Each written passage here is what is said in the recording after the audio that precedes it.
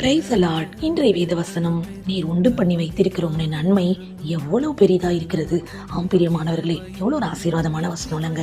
ஆமாங்க, கர்த்தர் நம்ம வாழ்க்கையில செய்கிற எல்லா நன்மையுமே ரொம்ப பெருசா இருக்கும். அது ஆச்சரியப்படுற அளவுக்கு இருக்கும். எல்லாரும் பார்த்து திகைக்கிற அளவுக்கு அந்த நன்மைகள் இருக்குங்க. ஆமாங்க, யோபுன்ற மனுஷன் கூட நல்ல ஆசீர்வாதமான ஒரு வாழ்க்கையை வாழ்ந்ததுக்கப்புறம் அவருடைய வாழ்க்கையில வந்த அந்த உபத்திரவத்துல எல்லா பிரச்சனையிலையும் ரொம்ப பொறுமையா இருந்தாருங்க. தீமையை சகிக்க தன்னை திடப்படுத்தி கொண்டாருங்க. அவங்க மனைவி கிட்ட சொல்றாரு, தேவனிடத்துல நன்மை பெற்று நாம தீமையை பெற வேண்டாமான்னு.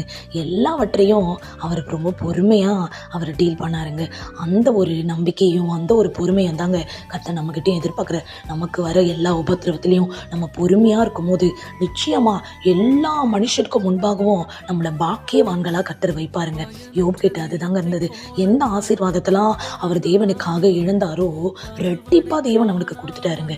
அதுதாங்க அந்த நன்மையும் பெற்றுக்கொள்ளணும் தாங்க நம்மளையும் கர்த்தர் வாஞ்சிக்கிற. நிச்சயமா அவரிடத்துல பொறுமையா நம்பிக்கையோடு நம்மளும் இருக்கும்போது இந்த யோபு கிடைத்த ஆசீர்வாதங்கள் உங்களுக்கும் கிடைக்கும். கர்த்தர் உங்களை ஆசீர்வதிப்பார்.